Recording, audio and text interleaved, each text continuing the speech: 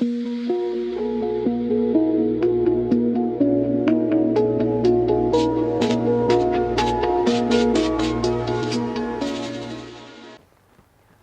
ಶಾಂತಿ. ಮುರಳಿಯ ದಿನಾಂಕ 27/7/2026. ಪ್ರಾತಃ ಮುರಳಿ ಬಾಪ್ದಾದ ಮಧುಬನ. ತಂದೆ ತಿಳಿಸುತ್ತಾರೆ, ಮಧುರ ಮಕ್ಕಳೇ, ಪೂರ್ತಿ ಪ್ರಪಂಚದಲ್ಲಿ ನಿಮ್ಮಷ್ಟು ಖುಷಿಯ ಅದೃಷ್ಟವಂತರು ಬೇರೆ ಯಾರೂ ಇಲ್ಲ. ತಾವು ರಾಜ ಋಷಿಗಳಾಗಿದ್ದೀರಾ. ತಾವು ರಾಜ ಪದವಿಗಾಗಿ ರಾಜಯೋಗವನ್ನು ಕಲಿಯುತ್ತಿದ್ದೀರಾ. ರಾಜಭಾಗ್ಯಕ್ಕಾಗಿ ರಾಜಯೋಗವನ್ನು ಕಲಿಯುತ್ತಿದ್ದೀರಾ. ಪ್ರಶ್ನೆ: ನಿರಾಕಾರ ತಂದೆಯಲ್ಲಿ ಯಾವ ಸಂಸ್ಕಾರವಿದೆ? ಅದು ಸಂಗಮ ಯುಗದಲ್ಲಿ ತಾವು ಮಕ್ಕಳೇ ಧಾರಣೆ ಮಾಡಿಕೊಳ್ಳುತ್ತೀರಾ? ಉತ್ತರ: ನಿರಾಕಾರ ತಂದೆಯಲ್ಲಿ ಜ್ಞಾನದ ಸಂಸ್ಕಾರವಿದೆ. ಅವರು ನಿಮಗೆ ಜ್ಞಾನವನ್ನು ಹೇಳಿ ಪತಿತರಿಂದ ಪಾವನ ಮಾಡುತ್ತಾರೆ. ಆದ್ದರಿಂದ ಅವರಿಗೆ ಜ್ಞಾನಸಾಗರ ಪತಿತ ಪಾವನ ಎಂದು ಹೇಳಲಾಗುವುದು. ತಾವು ಮಕ್ಕಳು ಸಹ ಈಗ ಆ ಸಂಸ್ಕಾರವನ್ನು ಧಾರಣೆ ಮಾಡಿಕೊಳ್ಳುತ್ತೀರಾ. ತಾವು ನಶೆಯಿಂದ ಹೇಳುತ್ತೀರಾ, ನಮಗೆ ಭಗವಂತ ಓದಿಸುತ್ತಿದ್ದಾರೆ, ನಾವು ಅವರಿಂದ ಕೇಳಿ ಅನ್ಯರಿಗೂ ತಿಳಿಸುತ್ತೇವೆ. ಗೀತೆ: ಕೊನೆಗೂ ಆ ದಿನ ಬಂದಿತು ಇಂದು. ಓಂ ಶಾಂತಿ. ಮಧುರಾತಿ ಮಧುರ ಆತ್ಮಿಕ ಮಕ್ಕಳು, ಈ ಹಾಡನ್ನು ಕೇಳಿದ್ದೀರಾ? ಈ ಮಹಿಮೆ ಯಾರದು? ಒಬ್ಬ ಬಾಬಾರವರದು. ಶಿವಾಯ ನಮಃ. ಶ್ರೇಷ್ಠಾತಿ ಶ್ರೇಷ್ಠ ಭಗವಂತ ಇದ್ದಾರೆ ಅಲ್ವಾ? ಮಕ್ಕಳು ತಿಳಿದುಕೊಂಡಿದ್ದೀರಾ, ಅವರು ನಮ್ಮ ತಂದೆಯಾಗಿದ್ದಾರೆ. ಈ ರೀತಿಯೆಲ್ಲ ನಾವೆಲ್ಲರೂ ಬಾಬಾ ಆಗಿದ್ದೀವಿ ಅಲ್ಲ, ನಾವೆಲ್ಲರೂ ಮಕ್ಕಳಾಗಿದ್ದೀವಿ. ಅವರೊಬ್ಬರೇ ತಂದೆ. ಗಾಯನವೂ ಇದೆ, ಪೂರ್ತಿ ಪ್ರಪಂಚ ಬ್ರದರ್ಹುಡ್. ಸನ್ಯಾಸಿಗಳು ಅಥವಾ ವಿದ್ವಾಂಸರು ಹೇಳುವ ಅನುಸಾರವಾಗಿ ಈಶ್ವರ ಸರ್ವವ್ಯಾಪಿ ಎಂದು ಹೇಳುವುದರಿಂದ ಹೇಗೆ ಎಲ್ಲರೂ ಫಾದರ್ಸ್ ಆಗಿಬಿಡ್ತಾರೆ, ಬ್ರದರ್ಸ್ ಆಗುವುದರಿಂದ ತಂದೆ ಸಿದ್ಧ ಆಗ್ತಾರಲ್ವಾ, ಅವರಿಂದ ಆಸ್ತಿ ಸಿಗತ್ತೆ. ಫಾದರ್ಹುಡ್ ಅಂತ ಹೇಳಿದ್ರೆ ಆಸ್ತಿಯ ಮಾತೇ ಇರುವುದಿಲ್ಲ. ಮಕ್ಕಳು ತಿಳಿದುಕೊಂಡಿದ್ದೀರಾ, ನಾವೆಲ್ಲ ಆತ್ಮರಿಗೆ ತಂದೆ ಒಬ್ಬರಾಗಿದ್ದಾರೆ. ಅವರಿಗೆ ಹೇಳಲಾಗುವುದು ವರ್ಲ್ಡ್ ಗಾಡ್ ಫಾದರ್. ವಿಶ್ವದಲ್ಲಿ ಯಾರಿದ್ದಾರೆ? ಎಲ್ಲ ಬ್ರದರ್ಸ್ ಆತ್ಮರಿದ್ದೇವೆ. ಎಲ್ಲರ ತಂದೆ ಒಬ್ಬರಾಗಿದ್ದಾರೆ. ಆ ತಂದೆಗೆ ಎಲ್ಲರೂ ಪ್ರಾರ್ಥನೆ ಮಾಡುತ್ತಾರೆ, ಒಬ್ಬರಿಗೆ ಪೂಜೆ ಮಾಡ್ತಾರೆ, ಅರಿಕೆ ಮಾಡಿಕೊಳ್ತಾರೆ. ಅದಾಗಿದೆ ಸತೋ ಪ್ರಧಾನ ಪೂಜೆ. ಇದನ್ನು ತಿಳಿಸಲಾಗುವುದು ಜ್ಞಾನ, ಭಕ್ತಿ ಮತ್ತು ವೈರಾಗ್ಯ. ಬಾಬರವರು ಜ್ಞಾನ ಕೊಡ್ತಾರೆ ಸದ್ಗತಿಗಾಗಿ. ಸದ್ಗತಿ ಎಂದು ಹೇಳಲಾಗುವುದು ಜೀವನ್ ಮುಕ್ತಿ ಧಾಮಕ್ಕೆ. ಆತ್ಮನಿಗೆ ಇದು ಬುದ್ಧಿಯಲ್ಲಿ ಧಾರಣೆ ಆಗಬೇಕು. ನಮ್ಮ ಮನೆ ಶಾಂತಿಧಾಮವಾಗಿದೆ, ಅದಕ್ಕೆ ಮುಕ್ತಿಧಾಮ, ನಿರ್ವಾಣಧಾಮ ಎಂದು ಹೇಳಲಾಗುವುದು. ಎಲ್ಲದಕ್ಕಿಂತ ಒಳ್ಳೆಯ ಹೆಸರಾಗಿದೆ ಶಾಂತಿಧಾಮ. ಇಲ್ಲಂತೂ ಕರ್ಮೇಂದ್ರಿಯಗಳಿರುವ ಕಾರಣ ಆತ್ಮ ಶಬ್ದದಲ್ಲಿ ಇರುವುದು, ಮಾತನಾಡಬೇಕಾಗತ್ತೆ. ಸೂಕ್ಷ್ಮವತನದಲ್ಲಂತೂ ಮೂವಿ, ಇಶಾರೆಯಲ್ಲಿ ಮಾತಿರತ್ತೆ, ಶಬ್ದ ಇರುವುದಿಲ್ಲ. 3 ಲೋಕಗಳನ್ನು ತಾವು ತಿಳಿದುಕೊಂಡಿದ್ದೀರಾ. ಮೂಲವತನ, ಸೂಕ್ಷ್ಮವತನ, ಸ್ಥೂಲವತನ. ಬುದ್ಧಿಯಲ್ಲಿ ಒಳ್ಳೆಯ ರೀತಿ ಇದು ಕುಳಿತುಕೊಳ್ಳಬೇಕು. ಮನುಷ್ಯ ಸೃಷ್ಟಿಗಾಗಿ ಗಾಯನವಿದೆ. ಈ ಸೃಷ್ಟಿ ಚಕ್ರ ಸುತ್ತುತ್ತಾ ಇರುವುದು. ಅದಕ್ಕೆ ಹೇಳಲಾಗುವುದು ವಿಶ್ವದ ಭೂಗೋಳ ಚರಿತ್ರೆ ಎಂದು. ಮನುಷ್ಯರಂತೂ ತಿಳಿದುಕೊಂಡಿದ್ದಾರೆ ಅಲ್ವಾ? ವಿಶ್ವದ ಭೂಗೋಳ ಚರಿತ್ರೆಯನ್ನು ತಿಳಿಸುತ್ತಾರೆ. ಶ್ರೇಷ್ಠಾತಿ ಶ್ರೇಷ್ಠವಾಗಿದ್ದಾರೆ ತಂದೆ. ವಿಶ್ವದ ಭೂಗೋಳ ಚರಿತ್ರೆ ಹೇಗೆ ಪುನರಾವರ್ತನೆ ಆಗುವುದು ಅದನ್ನು ತಂದೆ ತಿಳಿದುಕೊಂಡಿದ್ದಾರೆ. ಈ ಚಕ್ರವನ್ನು ತಿಳಿದುಕೊಳ್ಳುವುದರಿಂದಲೇ ತಾವು ಚಕ್ರವರ್ತಿ ರಾಜರಾಗುತ್ತೀರಾ. ಈಗ ಚಕ್ರವರ್ತಿ ರಾಜರಾಗಿದ್ದೀರಾ, ಮತ್ತು ಭವಿಷ್ಯದಲ್ಲಿ ಆಗ್ತೀರಾ. ಗಾಯನವೂ ಇದೆ, ದೇವತೆಗಳು ಸಂಪೂರ್ಣ ನಿರ್ವಿಕಾರಿಗಳು. ಲಕ್ಷ್ಮೀನಾರಾಯಣರ ಚಿತ್ರವೂ ಇದೆ ಅಲ್ವಾ? ಅವರು ಸಂಪೂರ್ಣ ನಿರ್ವಿಕಾರಿ, ಮತ್ತು ತಮಗೆ ಹೇಳ್ಕೊಳ್ತಾರೆ ಸಂಪೂರ್ಣ ವಿಕಾರಿಗಳೆಂದು. ಸತ್ಯಯುಗದಲ್ಲಿ ಸಂಪೂರ್ಣ ನಿರ್ವಿಕಾರಿಗಳು ಅಥವಾ ಸಂಪೂರ್ಣ ಪಾವನರು. ಕಲಿಯುಗದಲ್ಲಿ ಸಂಪೂರ್ಣ ವಿಕಾರಿಗಳು, ಸಂಪೂರ್ಣ ಪತಿತರು. ಭಾರತದ್ದೇ ಮಾತಿದೆ. ಈ ತಂದೆಯೇ ಬಂದು ಬುದ್ಧಿಯಲ್ಲಿ ಈ ಎಲ್ಲ ಜ್ಞಾನವನ್ನು ಕೂರಿಸುತ್ತಾರೆ. ಬೇರೆ ಯಾರೂ ತಿಳಿದುಕೊಂಡಿಲ್ಲ. ಅವರಂತೂ ಸತ್ಯಯುಗದ ಆಯುಷ್ಯನ್ನು ಜಾಸ್ತಿ ಕೊಟ್ಟುಬಿಟ್ಟಿದ್ದಾರೆ. ತಿಳ್ಕೊಳ್ತಾರೆ ಲಕ್ಷಾಂತರ ವರ್ಷಗಳ ಮೊದಲು ಸ್ವರ್ಗವಿತ್ತು ಎಂದು. ಯಾರ ಬುದ್ಧಿಯಲ್ಲಿಯೂ ಈ ಮಾತುಗಳು ಬರುವುದೇ ಇಲ್ಲ. ಈಗ ಮಕ್ಕಳು ತಿಳಿದುಕೊಂಡಿದ್ದೀರಾ, ನಾವು ಈಗ ಸಂಪೂರ್ಣ ವಿಕಾರಿಗಳಿಂದ ಸಂಪೂರ್ಣ ನಿರ್ವಿಕಾರಿಗಳಾಗುತ್ತಿದ್ದೇವೆ. ಸಂಪೂರ್ಣ ಪತಿತರಿಂದ ಸಂಪೂರ್ಣ ಪಾವನರಾಗಬೇಕಾಗಿದೆ. ತಂದೆ ತಿಳಿಸುತ್ತಾರೆ, ಆತ್ಮನಲ್ಲಿಯೇ ತುಕ್ಕಿಡದಿದೆ. ಗೋಲ್ಡನ್ ಏಜಿಂದ ಈಗ ಐರನ್ ಏಜ್ ಆಗಿದೆ. ಇದು ಆತ್ಮನಿಗೆ ಹೋಲಿಕೆ ಮಾಡಲಾಗುವುದು. ಒಳ್ಳೆಯ ರೀತಿ ತಿಳಿದುಕೊಳ್ಳಬೇಕು. ತಾವು ಮಕ್ಕಳು ಬಹಳ ಅದೃಷ್ಟವಂತರಾಗಿದ್ದೀರಾ. ನಿಮ್ಮಷ್ಟು ಖುಷಿಯ ಅದೃಷ್ಟವಂತರು ಮತ್ಯಾರೂ ಇಲ್ಲ. ಈಗ ತಾವು ರಾಜಯೋಗದಲ್ಲಿ ಕುಳಿತಿದ್ದೀರಾ. ತಾವು ರಾಜ ಋಷಿಗಳಾಗಿದ್ದೀರಾ. ರಾಜ ಪದವಿಗಾಗಿ ಎಂದಿಗೂ ಯಾರು ಓದಿಸೋದಿಲ್ಲ. ಏನಾದರೂ ವಿದ್ಯಾಭ್ಯಾಸ ಇದೆಯಾ ರಾಜರಾಗಲಿಕ್ಕೋಸ್ಕರ? ಇಲ್ಲ. ಅವರು ಬ್ಯಾರಿಸ್ಟರ್ ಮಾಡ್ತಾರೆ, ಆದರೆ ವಿಶ್ವದ ಮಹಾರಾಜರನ್ನಾಗಿ ಮಾಡುವವರು ಯಾರು? ತಂದೆಯ ವಿನಃ ಮತ್ಯಾರೂ ಮಾಡಲು ಸಾಧ್ಯವಿಲ್ಲ. ಇಲ್ಲಿ ಮಹಾರಾಜರು ಯಾರೂ ಇಲ್ಲ. ಸತ್ಯಯುಗಕ್ಕೋಸ್ಕರ ಅವಶ್ಯವಾಗಿ ಬೇಕು. ಅವಶ್ಯವಾಗಿ ತಂದೆ ಬರಬೇಕಾಗತ್ತೆ ನಮ್ಮನ್ನು ತಯಾರು ಮಾಡಲಿಕ್ಕೋಸ್ಕರ. ಬಾಬಾ ಹೇಳ್ತಾರೆ, ನಾನು ಬರೋದು ಯಾವಾಗ ಭಕ್ತಿ ಪೂರ್ಣವಾಗತ್ತೆ. ಈಗ ಭಕ್ತಿ ಪೂರ್ಣ ಆಗಿದೆ. ಬೇರೆ ಯಾವುದೇ ಮಾತು ಇದರಲ್ಲಿ ಬರುವುದಿಲ್ಲ. ಬಾಬಾ ಕುಳಿತು ನಮಗೆ ತಿಳಿಸುತ್ತಾರೆ ಎಂಬ ನಶೆ ಇರಬೇಕು. ನಾವು ಆತ್ಮರಿಗೆ ನಿರಾಕಾರ ತಂದೆ ಪರಂಪಿತ ಪರಮಾತ್ಮ ಶಿವ ಓದಿಸುತ್ತಿದ್ದಾರೆ. ತಂದೆಯನ್ನೇ ಯಾರು ತಿಳಿದುಕೊಂಡಿಲ್ಲ. ಈಗ ತಾವು ಮಕ್ಕಳು ತಿಳಿದುಕೊಂಡಿದ್ದೀರಾ. ಬಾಬಾ ಪುನಃ ಸ್ವರ್ಗದ ರಾಜ್ಯ ಸ್ಥಾಪನೆ ಮಾಡುತ್ತಾ ಇದ್ದಾರೆ.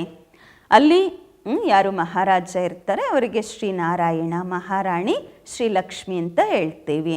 ಭಕ್ತಿ ಮಾರ್ಗದಲ್ಲಿ ಸತ್ಯನಾರಾಯಣನ ಕಥೆಯನ್ನು ತಿಳಿಸುತ್ತಾರೆ. ಅಮರ ಕತೆ, ಮೂರನೆಯ ನೇತ್ರದ ಕತೆ. ತಂದೆ ಮೂರನೆಯ ನೇತ್ರವನ್ನು ಕೊಟ್ಟಿದ್ದಾರೆ. ನರನಿಂದ ನಾರಾಯಣ ಆಗುವ ಕಥೆಯನ್ನು ತಿಳಿಸುತ್ತಿದ್ದಾರೆ. ಅದೇ ಮಾತುಗಳೇ ಕಳೆದು ಹೋಗ್ಬಿಡತ್ತೆ. ಮತ್ತೆ ಭಕ್ತಿ ಮಾರ್ಗದಲ್ಲಿ ಕೆಲಸಕ್ಕೆ ಬರುತ್ತೆ. ಈಗ ತಾವು ಮಕ್ಕಳು ತಿಳಿದುಕೊಂಡಿದ್ದೀರಾ, ಬಾಬಾವರು ನಮ್ಮನ್ನು ಸ್ವರ್ಗಕ್ಕೆ ಮಾಲೀಕರನ್ನಾಗಿ ಮಾಡುತ್ತಿದ್ದಾರೆ. ನಾವು ಹಕ್ಕುದಾರರಾಗಿದ್ದೇವೆ. ಭಗವಂತ ಸ್ವರ್ಗದ ರಚಯಿತ ಆಗಿದ್ದಾರೆ. ನಾವು ಭಗವಂತನ ಸಂತಾನರಾಗಿದ್ದೇವೆ ಅಂದಾಗ ನಾವು ಸ್ವರ್ಗದಲ್ಲಿ ಯಾಕೆ ಇಲ್ಲ, ಕಲಿಯುಗದಲ್ಲಿ ಯಾಕೆ ಇದ್ದೇವೆ? ಪರಂಪಿತ ಪರಮಾತ್ಮ ಹೊಸ ಪ್ರಪಂಚದ ರಚಯಿತ ಆಗಿದ್ದಾರೆ. ಹಳೆಯ ಪ್ರಪಂಚವನ್ನು ಭಗವಂತ ರಚಿಸುವುದಿಲ್ಲ. ಮೊದಲು ಹೊಸ ಪ್ರಪಂಚವನ್ನು ತಯಾರು ಮಾಡುತ್ತಾರೆ. ಅದರ ನಂತರ ಮತ್ತೆ ಅದು ಹಳೆಯದಾಗತ್ತೆ. ಈಗ ಹಳೆಯ ಪ್ರಪಂಚವನ್ನು ಮುರಿಬೇಕಾಗತ್ತೆ, ಹೊಸದು ನಿರ್ಮಾಣ ಮಾಡಬೇಕಾಗಿದೆ. ತಾವು ತಿಳ್ಕೊಂಡಿದ್ದೀರಾ, ನಾವು ಸತ್ಯಯುಗಕ್ಕೋಸ್ಕರ ರಾಜ್ಯ ಪಡೆಯುತ್ತಿದ್ದೇವೆ. ಸತ್ಯಯುಗದಲ್ಲಿ ಯಾರು ಇರುತ್ತಾರೆ? ಈ ಲಕ್ಷ್ಮೀನಾರಾಯಣರ ಮನೆತನ ಇರುವುದು. ಮತ್ತಷ್ಟು ಅನ್ಯ ರಾಜರು ಸಹ ಇರ್ತಾರೆ ಅಲ್ವಾ? ಅದರ ಗುರುತಾಗಿದೆ ವಿಜಯ ಮಾಲೆ. ರಾಜರು ಎಲ್ಲರೂ ಇರ್ತಾರೆ ಅನ್ನೋದರ ಗುರುತು ವಿಜಯ ಮಾಲೆ. ಮಕ್ಕಳು ತಿಳಿದುಕೊಂಡಿದ್ದೀರಾ, ಈಗ ನಾವು ವಿಜಯ ಮಾಲೆಯಲ್ಲಿ ಮಣಿಗಳಾಗಲು ಪುರುಷಾರ್ಥ ಮಾಡುತ್ತಿದ್ದೇವೆ. ಪ್ರಪಂಚದಲ್ಲಿ ಮಾಲೆಯ ಅರ್ಥವನ್ನು ಯಾರು ತಿಳಿದುಕೊಂಡಿಲ್ಲ, ಯಾಕೆ ಪೂಜಿಸಲಾಗತ್ತೆ ಎಂದು. ಮೇಲೆ ಹೂವು ಯಾರು? ಮಾಲೆಯನ್ನು ಜಪಿಸುತ್ತಾ ಹೂವು ಬಂದಾಗ ನಮಸ್ಕಾರ ಮಾಡುತ್ತಾರೆ. ಮಾಲೆಯನ್ನು ಜಪಿಸುತ್ತಾರೆ ಕುಳಿತು. ಎಲ್ಲೇ ಹೊರಗಡೆ ವಿಚಾರಗಳು ಏನು ಬರೋದಿಲ್ಲ. ಅಂದರೆ ಕೂತ್ಕೊಂಡು ಮಾಲೆ ಯಾವಾಗ ಜಪಿಸ್ತಾರೆ ಆಗ ಹೊರಗಿನ ವಿಚಾರಗಳು ಬರುವುದಿಲ್ಲ. ಒಳಗೆ ರಾಮ್ ರಾಮ್ ರಾಮ್ ಅಂತ ಗೂಂಗರಿತಾ ಇರ್ತಾರೆ ಮನಸ್ಸಲ್ಲಿ.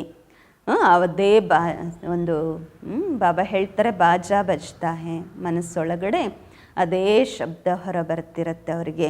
ಭಾಳ ಪ್ರಾಕ್ಟೀಸ್ ಮಾಡ್ತಾರೆ. ಅದೆಲ್ಲ ಭಕ್ತಿ ಮಾರ್ಗದ ಮಾತುಗಳು. ತುಂಬ ಭಕ್ತಿ ಮಾಡುವಂತಹವರು ಯಾವುದೇ ವಿಕರ್ಮ ಕೇವಲ ಮಾಡದೇ ಇರಬಹುದು. ತುಂಬ ಭಕ್ತಿ ಮಾಡುವವರು ಯಾವುದೇ ವಿಕರ್ಮ ಮಾಡೋದಿಲ್ಲ. ಬಹಳ ಭಕ್ತಿ ಮಾಡುವವರಿಗೋಸ್ಕರ ತಿಳ್ಕೊಳ್ತಾರೆ ಇವರು ಸತ್ಯವಾದಿಗಳು ಎಂದು. ಮಂದಿರದಲ್ಲಿ ಮಾಲೆ ಇಟ್ಟಿರಲಾಗತ್ತೆ. ಮಾಲೆ ಜಪಿಸುತ್ತಾ ಬಾಯಿಂದ ರಾಮ ರಾಮ ಅಂತ ಹೇಳುತ್ತಿರ್ತಾರೆ.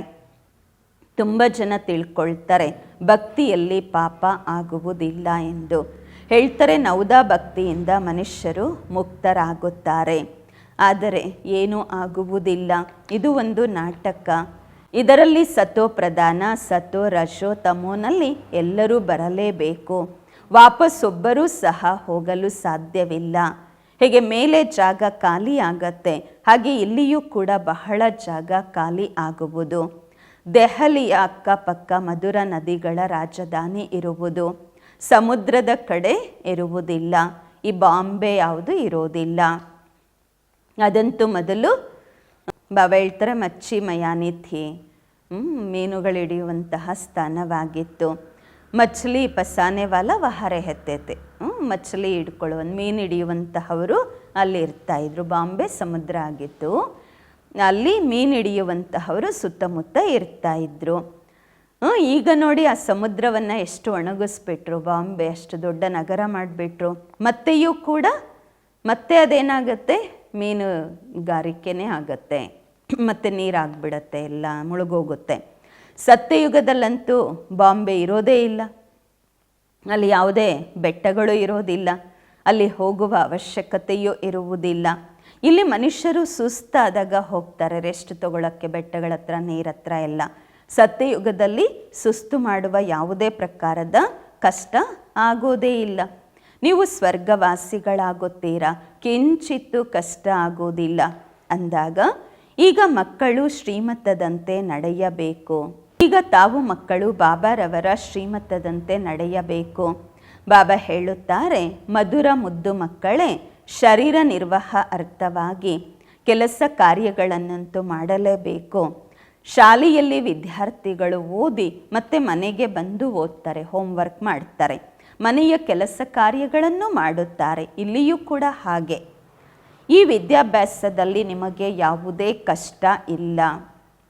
ಆ ವಿದ್ಯಾಭ್ಯಾಸದಲ್ಲಿ ಎಷ್ಟು ಸಬ್ಜೆಕ್ಟ್ಸ್ ಇರುತ್ತೆ, ಇಲ್ಲಂತೂ ಒಂದೇ ವಿದ್ಯಾಭ್ಯಾಸ, ಒಂದೇ ಪಾಯಿಂಟು, ಮನಾಭವ. ಇದರಿಂದ ನಿಮ್ಮ ಪಾಪ ನಾಶವಾಗುವುದು. ಭಗವಾನು ವಾಚ್ಯ ಇದೆ ಅಲ್ವಾ, ಅವರು ತಿಳ್ಕೊಳ್ತಾರೆ ಗೀತೆ ಭಗವಂತ ದ್ವಾಪರ ಯುಗದಲ್ಲಿ ತಿಳಿಸಿದರೆಂದು. ಆದರೆ ದ್ವಾಪರ ಯುಗದಲ್ಲಿ ತಿಳಿಸಿ ಏನು ಮಾಡೋದು? ಶ್ರೀಕೃಷ್ಣನ ಚಿತ್ರದಲ್ಲಿ ಬಹಳ ಒಳ್ಳೆಯ ಬರವಣಿಗೆ ಇದೆ. ಯುದ್ಧ ಒಂದು ನಿಮಿತ್ತವಾಗಿದೆ, ಈ ಯುದ್ಧವೂ ಸಹ ನಿಮಿತ್ತವಾಗಿದೆ. ಎಲ್ಲರೂ ಶರೀರ ಬಿಡ್ತಾರೆ, ವಾಪಸ್ ಮುಕ್ತಿ ಜೀವನ್ಮುಕ್ತಿಯಲ್ಲಿ ಹೋಗ್ತಾರೆ. ಕೇವಲ ಯುದ್ಧದಲ್ಲಿ ಅಷ್ಟೇ ಸಾಯೋದಿಲ್ಲ, ಎಲ್ಲರೂ ಶರೀರ ಬಿಡೋದಿಲ್ಲ. ಅನೇಕ ಪ್ರಕಾರದ ವಿಕೋಪಗಳಾಗತ್ತೆ. ತಾವು ಮಕ್ಕಳಿಗಂತೂ ಯಾವುದೇ ದುಃಖ ಆಗಬಾರದು. ಮನುಷ್ಯರಿಗೆ ಆರ್ಟ್ ಫೇಲ್ ಆಗತ್ತೆ, ಅದರಲ್ಲಿ ಯಾವುದು ದುಃಖನೇ ಇರೋದಿಲ್ಲ, ಮೃತ್ಯು ಆಗಿಬಿಡತ್ತೆ. ಆರ್ಟ್ ಫೇಲ್ ಆದಾಗ ಜಾಸ್ತಿ ಟೈಮ್ ಇಡ್ಸೋದಿಲ್ಲ, ದುಃಖ ಆಗಲ್ಲ, ಒಮ್ಮೆಲೆ ಮೃತ್ಯು ಆಗಿಬಿಡತ್ತೆ. ಕುಳಿತಿದ್ದಂತೆಯೇ ಆರ್ಟ್ ಫೇಲ್ ಆಯಿತು, ಅಷ್ಟೇ ಸಮಾಪ್ತಿ.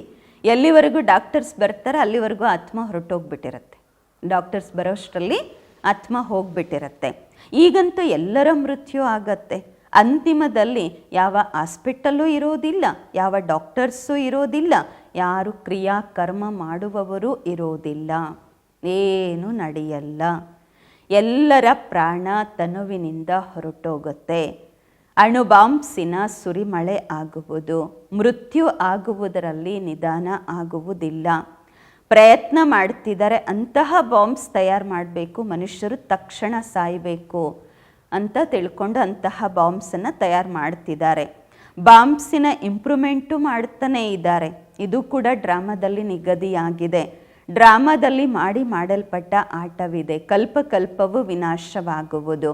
ಸತ್ಯಯುಗದಲ್ಲಿ ನಿಮಗೆ ಈ ಜ್ಞಾನ ಇರುವುದಿಲ್ಲ.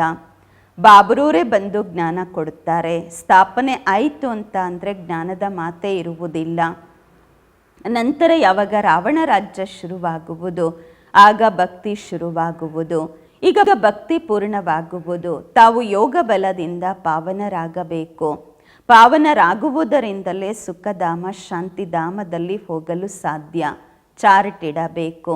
ಇದನ್ನಂತೂ ತಿಳಿದುಕೊಂಡಿದ್ದೀರಾ. ನಾವು ಬಾಬಾರವರನ್ನು ನೆನಪು ಮಾಡಿ ತಮೋ ಪ್ರಧಾನರಿಂದ ಸತೋ ಪ್ರಧಾನರು ಇಲ್ಲಿಯೇ ಆಗಬೇಕು. ಈ ರೀತಿ ಯಾವುದೇ ಶಾಸ್ತ್ರದಲ್ಲಿ ಬರೆಯಲಾಗಿಲ್ಲ. ಮಕ್ಕಳು ಗೀತೆಯನ್ನು ಕೇಳಿದ್ದೀರಾ, ಕೊನೆಗೂ ಆ ದಿನ ಬಂದಿತು ಎಂದು. ಭಾರತವಾಸಿಗಳು ಮತ್ತು ಅನ್ಯ ರಾಜರಿಗೂ ರಾಜರಾಗ್ತಾರೆ. ರಾಜರಿಗೂ ರಾಜರು ಅಥವಾ ಮಹಾರಾಜರಾಗುತ್ತೀರಾ. ಆಮೇಲೆ ತ್ರೇತಾಯುಗ ಇರುವುದು, ರಾಜ ರಾಣಿ. ಅನಂತರ ಯಾರು ಪೂಜ್ಯ ಮಹಾರಾಜ ಮಹಾರಾಣಿ ಇದ್ದರೂ ದ್ವಾಪರ ಯುಗದಲ್ಲಿ ವಾಮ ಮಾರ್ಗದಲ್ಲಿ ಬಂದು ಪೂಜಾರಿಗಳಾಗುತ್ತಾರೆ. ತಾವೇ ಪೂಜ್ಯರು, ತಾವೇ ಪೂಜಾರಿಗಳಾಗುತ್ತಾರೆ. ಬಾಬಾ ಹೇಳುತ್ತಾರೆ, ನಾನು ಪೂಜಾರಿ ಆಗುವುದಿಲ್ಲ, ದೇವತೆಗಳು ಪೂಜ್ಯರು. ನಾನು ಪೂಜ್ಯ, ಸದಾ ಪೂಜ್ಯ ಆಗಿರ್ತೇನೆ, ಪರಮ ಪೂಜ್ಯ. ನಾನು ಪೂಜಾರಿಯೂ ಆಗುವುದಿಲ್ಲ, ಪೂಜ್ಯನೂ ಆಗುವುದು ಅಂದರೆ ಆಗ ಪೂಜಾರಿ ಪೂಜ್ಯ ಅಲ್ಲ, ಪರಮ ಪೂಜ್ಯ. ನಾನು ಪೂಜಾರಿ ಆಗುವುದಿಲ್ಲ ಅಂತಾರೆ ಬಾಬಾ. ಭಾರತವಾಸಿಗಳು ದೇವಿ ದೇವತೆಗಳ ಮಂದಿರವನ್ನು ನಿರ್ಮಾಣ ಮಾಡಿ ಅವರ ಪೂಜೆ ಮಾಡುತ್ತಾರೆ. ಯಾರು ಲಕ್ಷ್ಮೀನಾರಾಯಣ ಮೊದಲ ಪೂಜ್ಯರಿದ್ದರು, ಭಕ್ತಿ ಮಾರ್ಗದಲ್ಲಿ ಅವರೇ ಶಿವ ತಂದೆಯ ಪೂಜಾರಿಗಳಾಗುತ್ತಾರೆ. ಶಿವ ತಂದೆ ಮಹಾರಾಜ ಮಹಾರಾಣಿಯನ್ನಾಗಿ ಮಾಡುತ್ತಾರೆ. ಅನಂತರ ಮಂದಿರ ಮಾಡಿ ಅವರೇ ಯಾವಾಗ ಕೆಳಗೆ ಬಂದುಬಿಡ್ತಾರೆ, ಮಂದಿರಗಳನ್ನು ಕಟ್ಟಿ ಪೂಜೆ ಮಾಡ್ತಾರೆ. ವಿಕಾರಿಗಳು ಕೂಡ ಏನು ತಕ್ಷಣ ಆಗುವುದಿಲ್ಲ, ನಿಧಾನವಾಗಿ ಆಗುತ್ತಾರೆ. ಗುರುತುಗಳು ಸಹ ದೇವತೆಗಳು ವಾಮ ಮಾರ್ಗದಲ್ಲಿ ಹೋಗಿರುವುದನ್ನು ತೋರಿಸುತ್ತಾರೆ. ಯಾರು ಪೂಜ್ಯ ಲಕ್ಷ್ಮೀನಾರಾಯಣ ಆಗಿದ್ದರೂ ಅವರೇ ಪುನಃ ಪೂಜಾರಿಗಳಾಗುತ್ತಾರೆ. ಮೊಟ್ಟ ಮೊದಲು ಶಿವನ ಮಂದಿರ ನಿರ್ಮಾಣ ಮಾಡುತ್ತಾರೆ. ಆ ಸಮಯದಲ್ಲಂತೂ ವಜ್ರಗಳನ್ನು ಕತ್ತರಿಸಿ ಲಿಂಗ ಮಾಡುತ್ತಾರೆ ಪೂಜೆಗೋಸ್ಕರ. ಇದು ಯಾರಿಗೂ ಗೊತ್ತೇ ಆಗುವುದಿಲ್ಲ ಪರಮಾತ್ಮ ಚಿಕ್ಕ ಬಿಂದುವಾಗಿದ್ದಾರೆ ಎಂಬುದು. ಇದನ್ನು ಈಗ ನೀವು ತಿಳ್ಕೊಂಡಿದ್ದೀರಾ. ಬಾಬಾ ದೊಡ್ಡ ಲಿಂಗ ಅಲ್ಲ, ಚಿಕ್ಕ ಬಿಂದು ಇದ್ದಾರೆ. ಪೂಜೆ ಮಾಡಲಿಕ್ಕೋಸ್ಕರ ದೊಡ್ಡ ರೂಪದಲ್ಲಿ ಲಿಂಗ ಮಾಡಿದ್ರು. ಮಂದಿರಗಳಂತೂ ತುಂಬ ಮಾಡ್ತಿರ್ತಾರೆ. ರಾಜರನ್ನು ನೋಡಿ ಪ್ರಜೆಗಳು ಆ ರೀತಿ ಮಾಡುತ್ತಾರೆ. ಮೊಟ್ಟ ಮೊದಲು ಶಿವತಂದೆಗೆ ಪೂಜೆ ನಡೆಯುತ್ತೆ.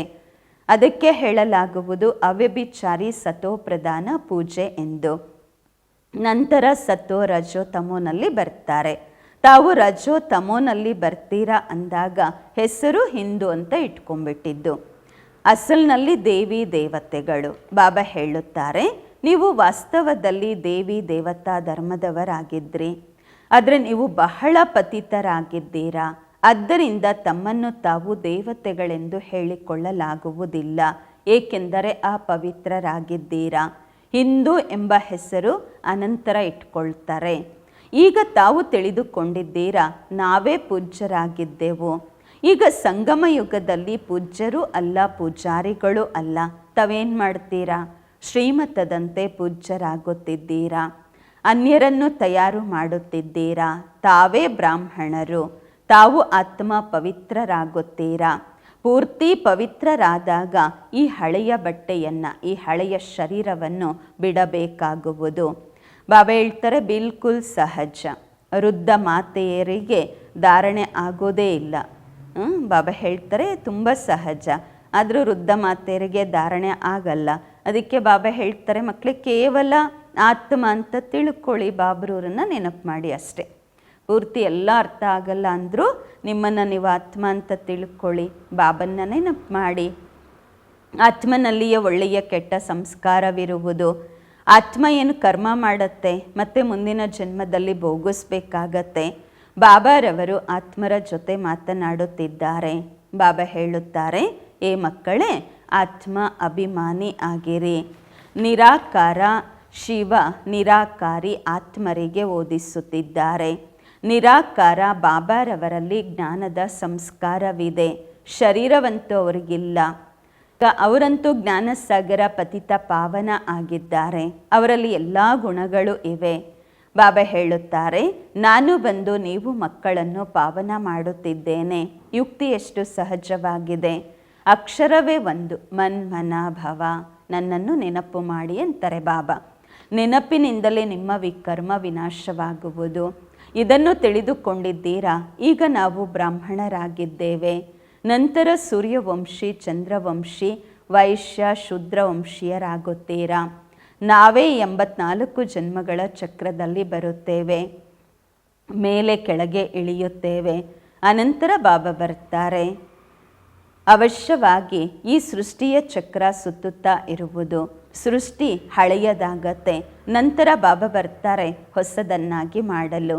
ಇದಂತೂ ಬುದ್ಧಿಯಲ್ಲಿ ಕುಳಿತುಕೊಳ್ಳುತ್ತೆ ಅಲ್ವಾ? ಈ ಚಕ್ರ ಬುದ್ಧಿಯಲ್ಲಿ ತಿರುಗುತ್ತಾ ಇರಬೇಕು. ಈಗ ತಾವು ಸ್ವದರ್ಶನ ಚಕ್ರಧಾರಿಗಳಾಗುತ್ತೀರಾ. ಇದರಿಂದ ಮತ್ತೆ ಹೋಗಿ ಚಕ್ರವರ್ತಿ ರಾಜರಾಗುತ್ತೀರಾ. ಒಳ್ಳೆಯದು.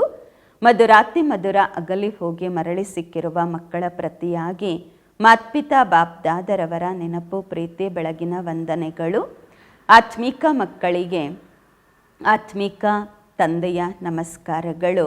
ನಾವು ಆತ್ಮಿಕ ಮಕ್ಕಳಿಂದ ಆತ್ಮಿಕ ಮಾತ್ಪಿತಾ ಬಾಪ್ದಾದರವರಿಗೆ ನೆನಪು, ಪ್ರೀತಿ, ಬೆಳಗಿನ ವಂದನೆಗಳು ಹಾಗೂ ನಮಸ್ಕಾರಗಳು. ಧಾರಣೆಗಾಗಿ ಮುಖ್ಯ ಸಾರ. ಫಸ್ಟ್ ಪಾಯಿಂಟು, ಶ್ರೀಮತದಂತೆ ಪೂಜ್ಯರಾಗಬೇಕು. ಆತ್ಮನಲ್ಲಿ ಯಾವ ಕೆಟ್ಟ ಸಂಸ್ಕಾರ ಬಂದಿದೆ ಅದನ್ನು ಜ್ಞಾನ ಯೋಗದಿಂದ ಸಮಾಪ್ತಿ ಮಾಡಿಕೊಳ್ಳಬೇಕು. ಸಂಪೂರ್ಣ ನಿರ್ವಿಕಾರಿಗಳಾಗಬೇಕು. ಎರಡನೇ ಪಾಯಿಂಟು, ಶರೀರ ನಿರ್ವಹಣಾ ಅರ್ಥವಾಗಿ ಕರ್ಮ ಮಾಡುತ್ತಿದ್ದರೂ ವಿದ್ಯಾಭ್ಯಾಸ ಮಾಡಬೇಕು, ಓದಬೇಕು ಮತ್ತು ಓದಿಸಬೇಕು. ಯೋಗ ಬಲದಿಂದ ಪಾವನರಾಗಿ ರಾಜ ಪದವಿಯನ್ನು ಪಡೆದುಕೊಳ್ಳಬೇಕು.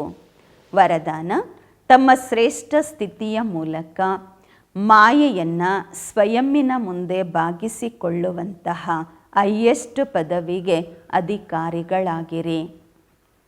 ತಮ್ಮ ಶ್ರೇಷ್ಠ ಸ್ಥಿತಿಯ ಮೂಲಕ ಮಾಯೆಯನ್ನು ಸ್ವಯಂನ ಮುಂದೆ ಬಾಗಿಸಿಕೊಳ್ಳುವಂತಹ ಹೈಯೆಸ್ಟ್ ಪದವಿಗೆ ಅಧಿಕಾರಿಗಳಾಗಿರಿ.